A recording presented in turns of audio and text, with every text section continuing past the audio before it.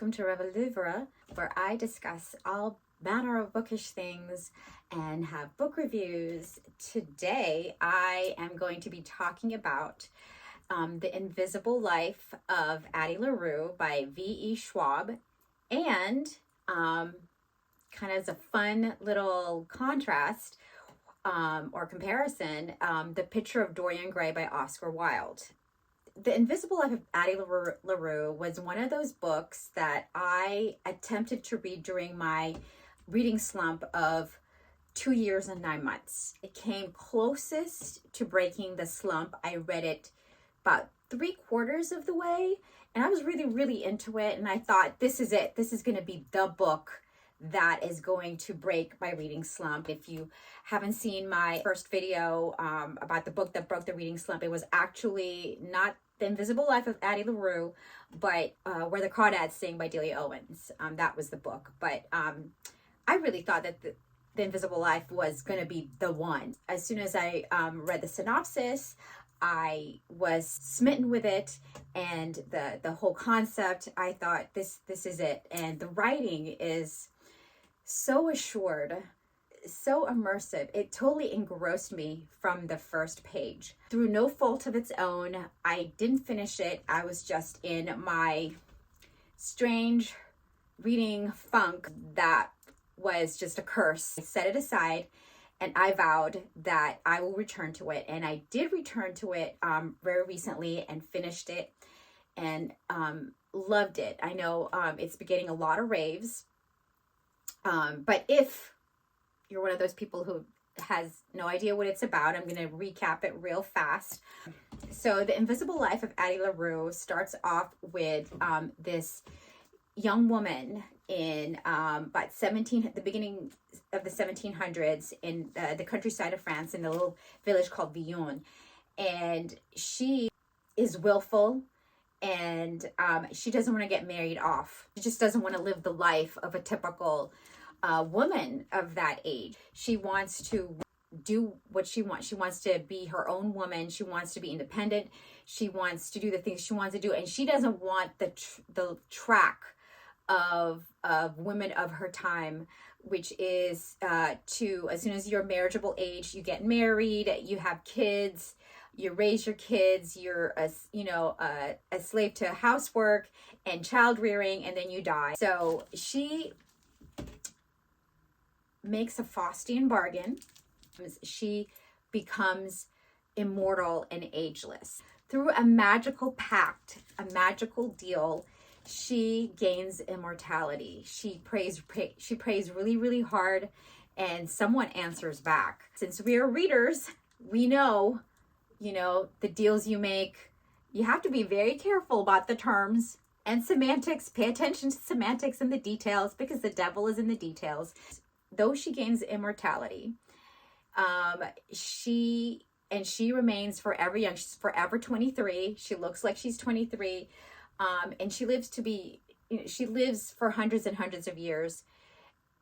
It's not an easy life for her. She retains the permanence of youth. What she wished for was freedom. She wanted to live with no restriction.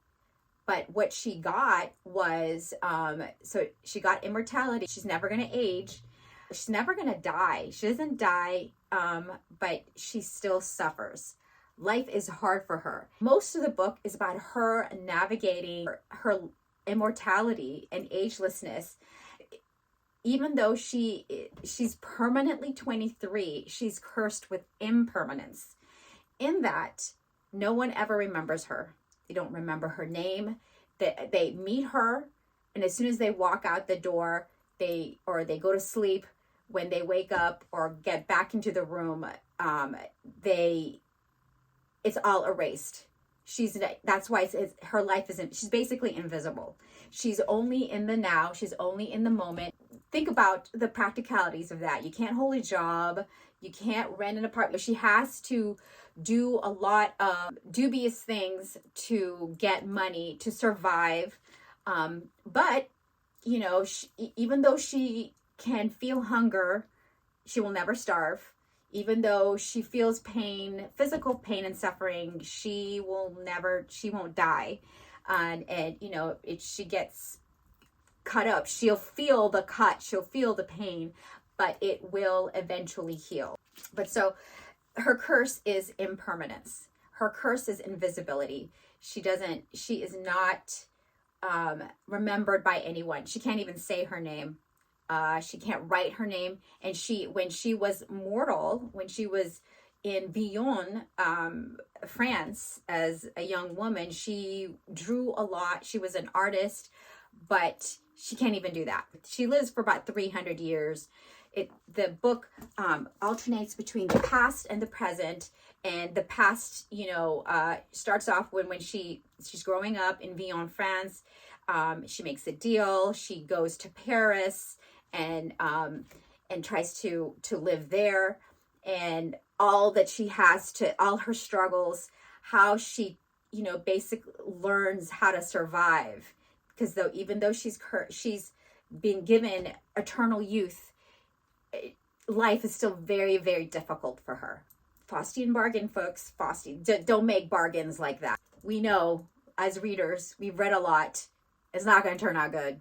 You're not going to get what you want. You're going to get what you want, but you're also going to get a lot of things you don't want. So it goes, you know, from the past to the present, and the present is now 2014, and how she lives, you know, it skips time, but like, you know, how she lives throughout the centuries. It's, you know, clever, the things that she does to go around the curse of being forgotten, until the day that someone remembers her.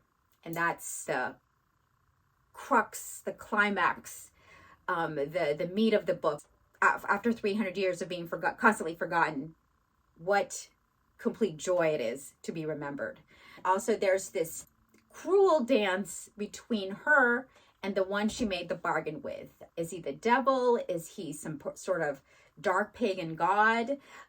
We don't really know. It's alluded to.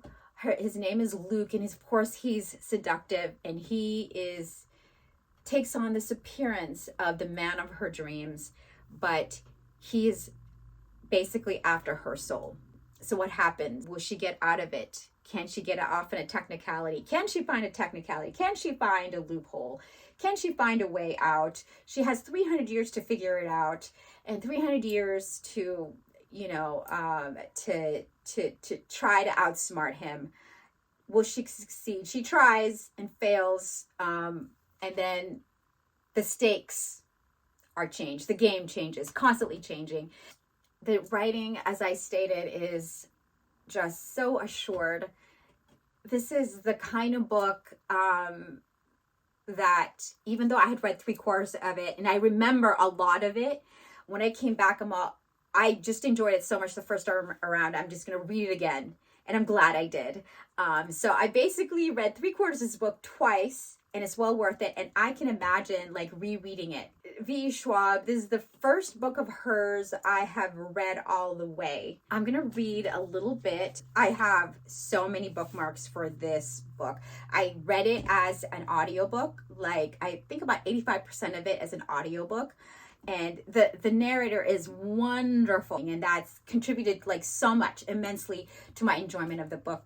She's some sort of like sorcerer with voices. Each character has their own voice, and it's just fabulously done. And then the rest, it was like, I was just, I want to finish this. I gotta find out what happens next. So I like just grabbed the book and I just read the rest. If you're considering the audiobook, highly recommend. You won't be disappointed. You'll love it. Okay, so this is just a little blurb.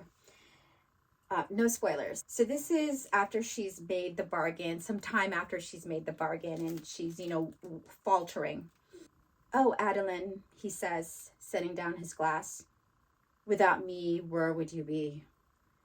As he speaks, he turns the crystal stem between his fingers, and in this faceted reflection, she sees another life, her own, and not her own. A version where Adeline didn't run to the woods as the sun went down and the wedding party gathered, didn't summon the darkness to set her free. In the glass, she sees herself, her old self, the one she might have been. Roger's children at her side and a new baby on her hip, and her familiar face gone sallow with fatigue. Addie sees herself beside him in bed. The space cold between their bodies, sees herself bent over the hearth the way her mother always was, the same frown lines too. Fingers aching too much to stitch the tears in clothes, far too much to hold her old drawing pencils, sees herself wither on the vine of life, and walk the short steps so familiar to every person in Vion, the narrow road from cradle to grave, the little church waiting, still and gray as a tombstone. Addy sees it, and she's grateful he doesn't ask if she would go back, trade this for that, because for all the grief and the madness, the loss, the hunger, and the pain, she still recoils from the image in the glass. Here's another one where she's just kind of worn down from the hustling of trying to just survive day by day with like nothing, just the clothes on her back. Addy closes her eyes. Yes, she's tired. She may not feel the years weakening her bones, her body going brittle with age, but the weariness is a physical thing, like rot inside her soul. There are days when she mourns the prospect of another year, another decade, another century. There are nights when she cannot sleep, moments when she lies awake and dreams of dying. But then she wakes and sees the pink and orange dawn against the clouds, or hears the lament of a lone fiddle, the music and the melody, and remembers there is such beauty in the world. And she does not want to miss it, any of it. It's very thought-provoking. You know, it's just, what would you do if you had all this time? Not just, you know, the logistics of trying to survive, trying to get money, trying to get a place to sleep for the night, all that stuff. Meeting people and not having them remember you, and having to, you know, to think quickly and be cunning and just hustle all the time, trying to figure out where you're going to be each day when you're homeless, basically. But also, given this opportunity, how would you make the best of it? Schwab just makes this story like sing. It's a lot of it is a sad lament. A lot of it is just like makes you kind of frustrated, but also it's beauty of life. And a life that's truly lived, and not just surviving, but really living, and loving. As I was reading this, of course, I thought about all the other books that have ageless protagonists, characters that don't age. Not the vampires, though. That's a whole nother genre, not vampires. But, you know, predominant among them is The Picture of Dorian Gray by Oscar Wilde. You know, at first glance, you know, they intersect really just in one aspect, and that is the protagonist doesn't age, and what they do with this agelessness. I started reading The Picture of Dorian Gray, more and more major similarities emerged. The Invisible Life of Addie Larue, one of the loopholes that she finds with The Curse of Impermanence is art. Art is, she is remembered in a way. When she meets an artist or a musician or a writer, her personality is memorable enough so that some of her self, her ideas, her personality remains with that person who's a creative person. And she becomes a sort of a muse. When they wake up, they may not remember her.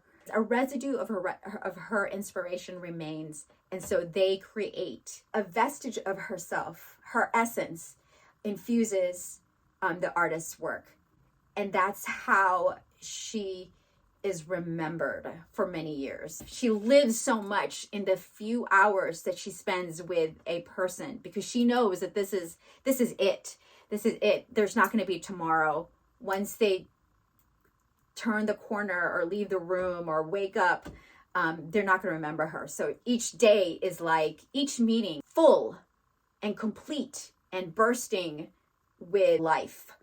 That's how she lives. She has to live in the moment, because despite the fact of being 300 years old, she lives in the moment completely and fully. And that's how she's remembered, is through art. Now, contrast that with The Picture of Dorian Gray. Picture of Dorian Gray, I've seen the movies. There's a black and white one with Angela Lansbury,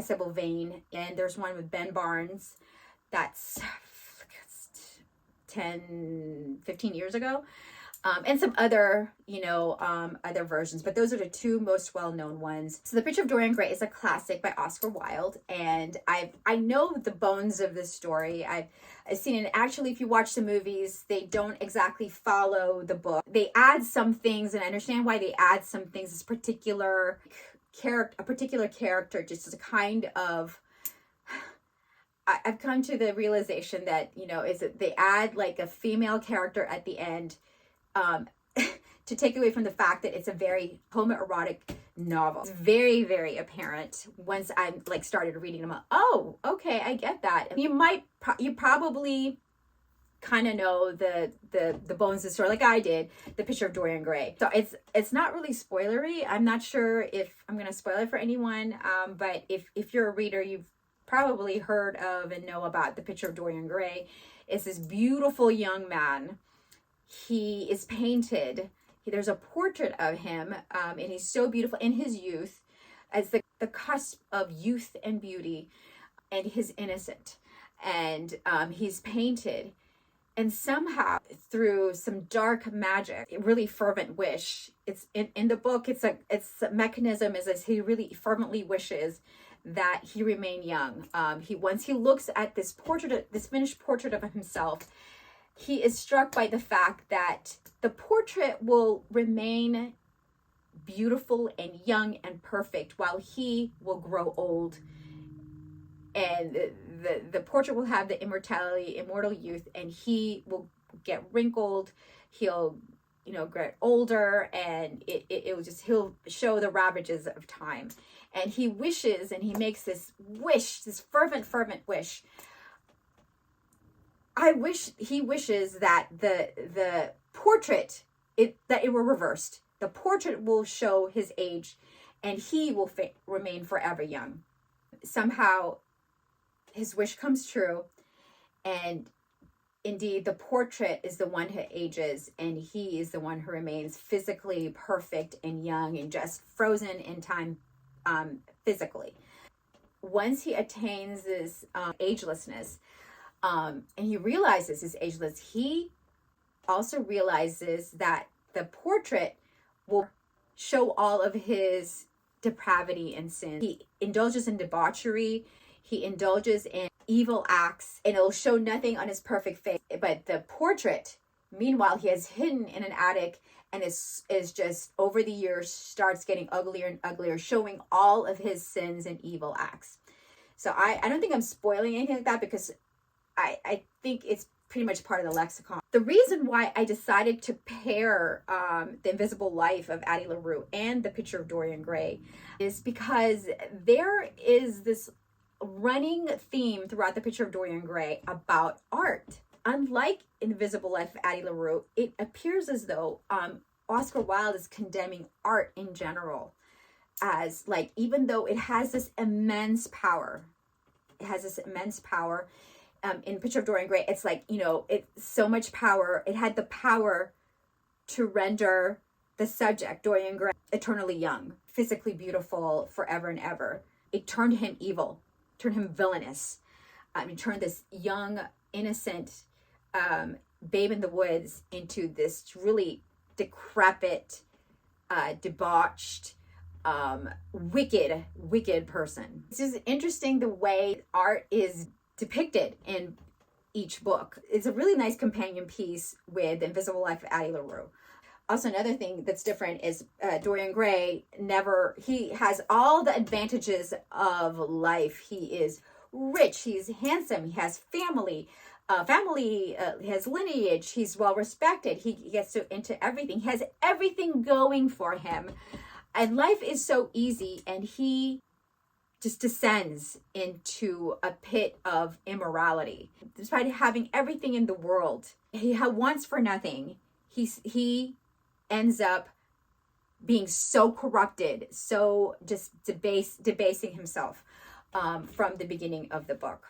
Another thing that's actually a pleasure, all these witty things that I've read throughout the years, and I never knew they were actually from Oscar Wilde, and never knew they were actually from this book. It is funny. There's three main characters in the beginning of the book, right?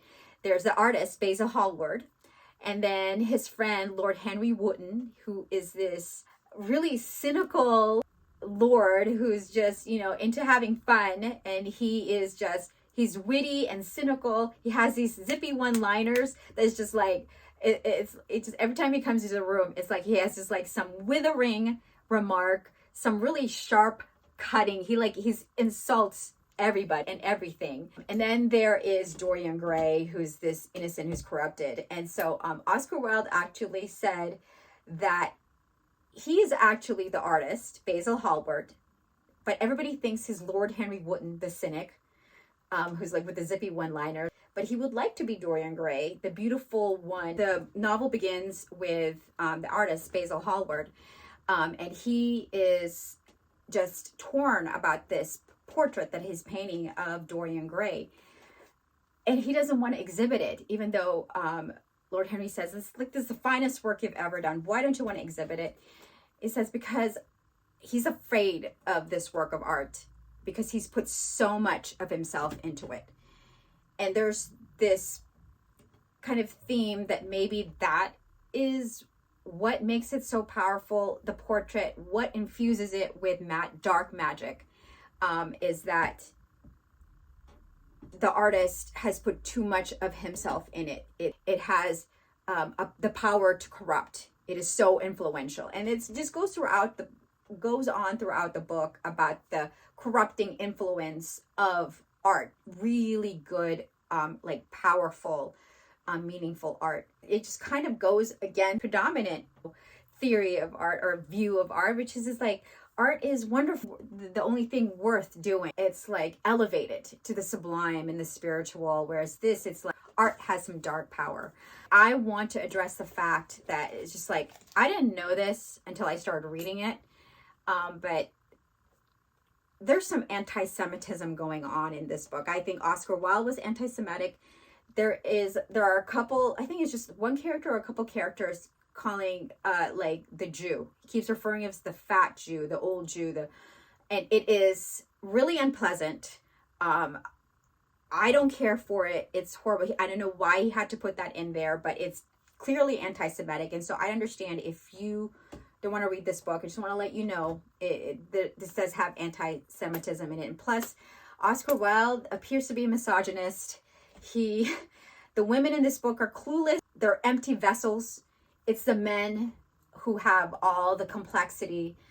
Even though, it's like the main character is basically just evil. They're vapid and just pawns, and they're just, just characters to be disposed of. Not even secondary characters. They're just like way off. They're extras, in the stage. And which leads me to my earlier point of that this is very homoerotic work. And I can understand because Oscar Wilde, if you didn't know, he was gay, and he of course at the time, he couldn't live openly as a gay man, even though his sexuality was kind of an open secret among his circles. And he actually suffered a lot for being gay, or being accused as gay. He did marry he did marry a woman and had children with her, but he was accused of being homosexual, which was against the law, and he went to prison for it for 2 years, and that broke him. It really broke him, and he died soon after he was released. His friends deserted him. He lost everything, and he was even the man that he loved, Lord Alfred Douglas. It was kind of a Dorian Gray character, only it was like after he wrote Dorian Gray. And actually, it was just like Lord Alfred Douglas was this young, beautiful. He was like, apparently he was blonde, just like Dorian Gray.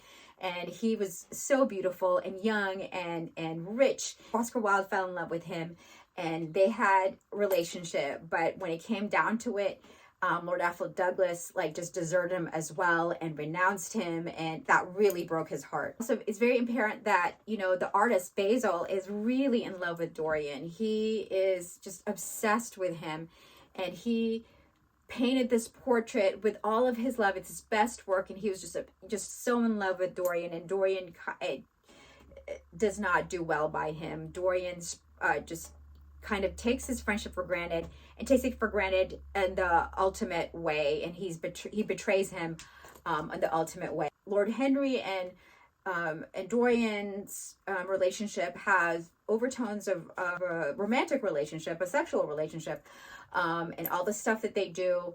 And it's just like there's kind of things that are unspoken that Oscar Wilde never actually spells out, but it's understood that part of the depravity of Dorian Gray is like ruining young men, and it never spells out how he ruins young men, how like some of them commit suicide or is like cast off from society. It's never spelled out.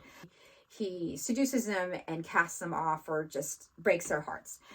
In the film versions, that's never, it's kind of maybe in the skirting in the edges, but they introduce like female characters later on to kind of make it seem as if that's not the way it was. That's not how he descended into depravity. Which the homosexuality itself is not the depraved part. It's just like the cruelty, the casting off of people as if they were just things to be used, which is like actually a shame. I hope that they will make a Picture of Dorian Gray film that's really truer to Oscar Wilde's version. And another problem that I had though is just there's a lot of like filler stuff, and I'm not quite sure if it's just to flesh out or if it's really filler or if it's Oscar Wilde a canvas for his witticisms in real life, and it's just like scenes that seem kind of extraneous, discourse that's kind of veers from the plot, because the plot itself, you know, if you pare it down, it is like wild to say the least. It is just like the premise is wild, and fast and kind of horror like, and it ends in like, whoa. You know, if you've never read or seen or know what happens, it's like, whoa, what? I enjoyed it for the most part, except for the anti-Semitism and the extraneous. But if you vintage Oscar Wilde, like zippy one-liners, they're in here. That is it for my dissertation. That is it for my comparison and reviews of The Invisible Life of Addie Larue and The Picture of Dorian Gray and how they compare. Let me know in the comments if you've read either, what you think. If you disagree about art or anything that I said, I'd love to know. I was just like, this was like, the English major in me was like, bing, bing, bing, bing, bing. I just like, you know, saw these like connections, and I'm sure I missed some other like connections. And so let me know what you thought of either of these books or both of these books, like compared to each other. I would love to know. And subscribe if you haven't. Otherwise, I'm going to end the video here. Thank you for watching. I hope you find a really good book to read and that you spend some great time reading it. And I'll see you in the next one. Bye. Happy reading.